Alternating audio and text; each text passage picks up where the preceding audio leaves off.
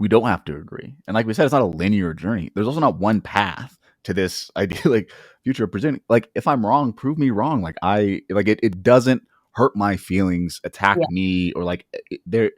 This is just someone trying to achieve work and trying to do things.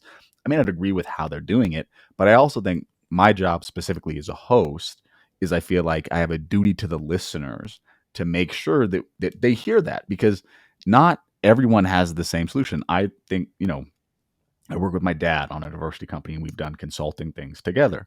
We have different approaches. Like we have very similar things in a lot of things. So obviously I grew up with him and like, but we have different approaches. He tends to take a very data driven approach of like everything is data, everything is this, which is fantastic. And I love, and I have that type of approach, backing me up. But I tend to like to lead with people and connections. Like I want data to support, but I think like I've always been someone who just wants to know why you tick.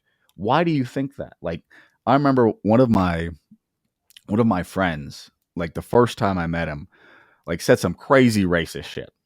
And I called him out on it. And I was like, dude, what are you doing? Like this is like who like I didn't know him. I was like, dude, this is like just called him out, said, yo, this is like not this, whatever. But he was receptive. He had never been around. Like I went to school in college. I got recruited to play football at middle of nowhere, Nebraska, which for our folks that aren't in the US is a very white state with a bunch of farmers. Like it is just rural. And so I went out there to go play football and everyone was white. Some people came from towns where they'd never seen a black person except for on the TV. Like they'd never met one.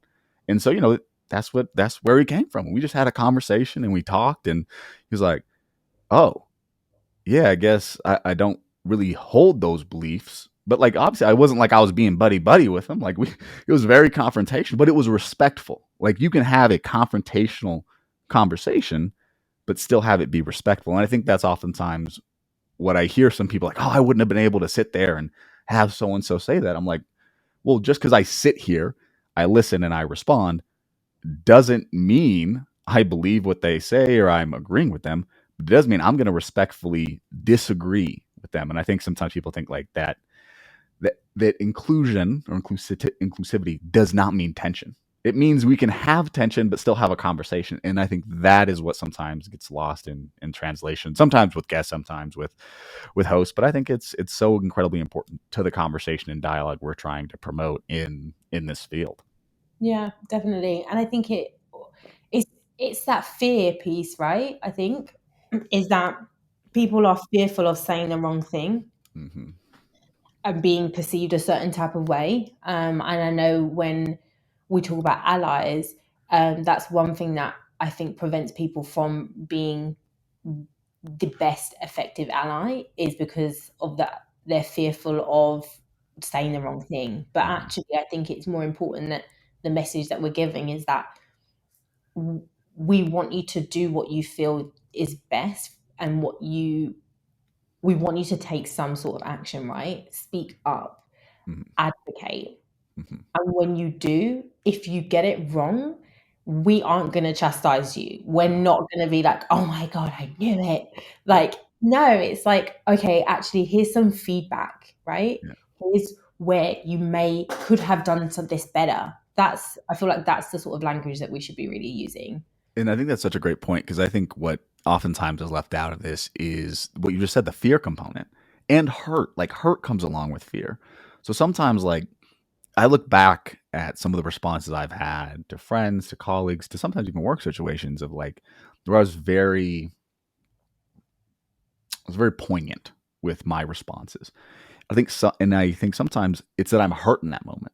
And sometimes we need to create this space for someone to be hurt before you try to respond or correct. And that's okay because when you think about these spaces, we're dealing with identity. Is there anything more centric to a person than their identity? So you have to allow there to be hurt and like understand as an ally, you might say something that is hurtful and those people may understand that you are not doing that intentionally, but you have to allow the space for me to still be hurt. And I think Mm. sometimes people want to be able to have these and engage in these, but not have that tension that comes from someone being hurt. Like, I'm frustrated. Like, I think one of my friends, I remember recently, it was like last year, big snowboarder. You can see I have my snowboard in the background. I'm a big snowboarder. I love snowboarding. I live in Colorado, so near the mountains.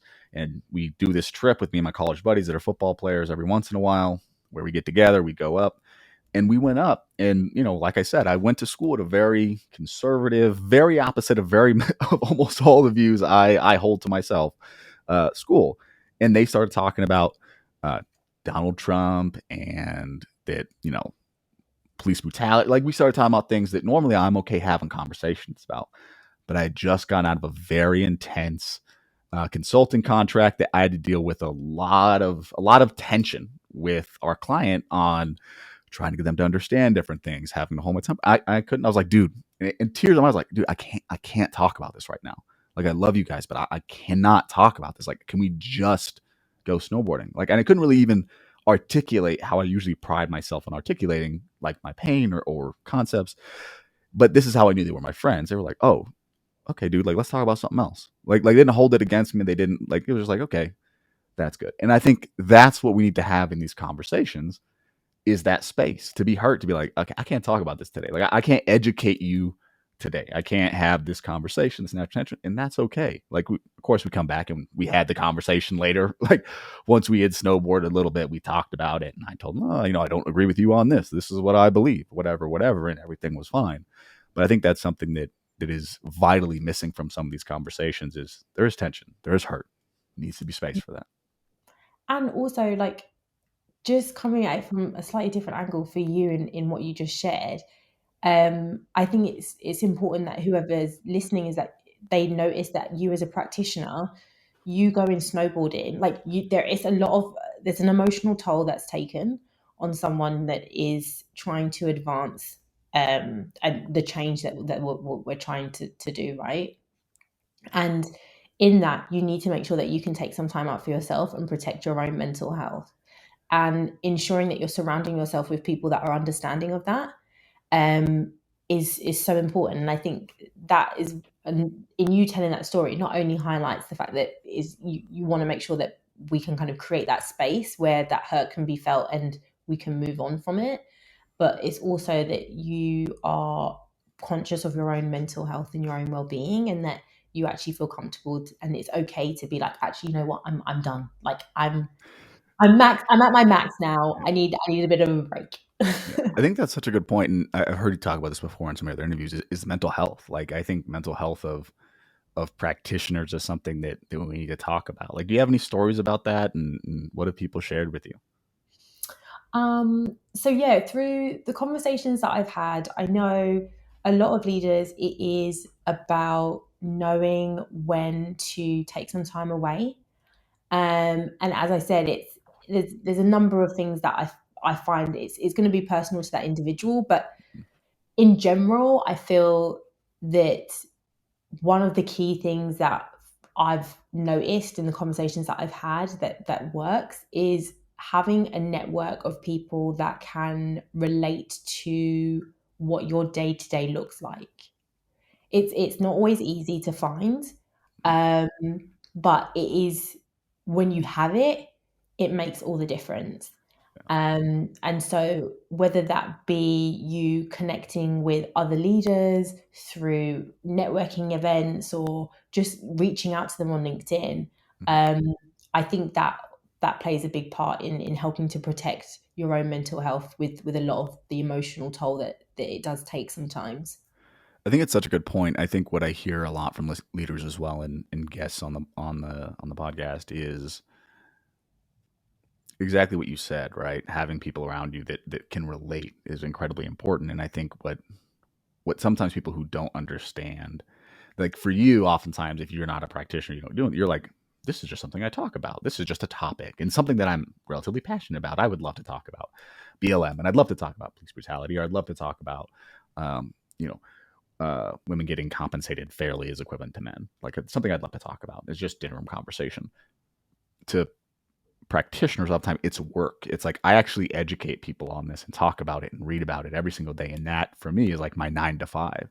And so I know we're having drinks right now at a bar, but like, this isn't fun for me. And oftentimes, like, they're not in situations where it's like, you don't read it from 9 to 5. And so sometimes I think it's dismissive of like, oh, well, I don't really believe that. And it's like, look, like, not to say it, but like, if I'd law degree right now and we were talking about the law, like you would probably say, oh no, you probably have a pretty good understanding of what the law is. And I think that level of dismissiveness is one of the reasons this conversation is hard when I talk to leaders, is like when you talk about people outside of it, they don't understand your background or just trying to have a casual conversation with you. It's not the same. So having people, I think, that really can relate and having that network of folks is incredibly, incredibly important. But that's incredibly well said. Um, so one of the other questions I have is listeners. I think one of the big things and reasons we have this podcast, right, is number one, because people hopefully listen to it and take something away from it. What is one of the things that like you really enjoy about kind of your listeners and people who listen to your podcast? I enjoy that they come from all different parts of the world. Um, I'm just little old me here in the UK, tiny little, or actually very small on the map, but we don't actually want to say, we don't say that. But yeah, it's great to hear from people from, and to know that there's people listening from all different parts of the world, because there is uniqueness within that, right? They have their own different, there are different cultures there, and they're going through different things. They're at different points in their DEI journeys, and so it's great that they're able to still tune in and take nuggets from the conversations that I'm having, and then kind of take that away and try and put it into motion where they are. Is Yeah, I love that.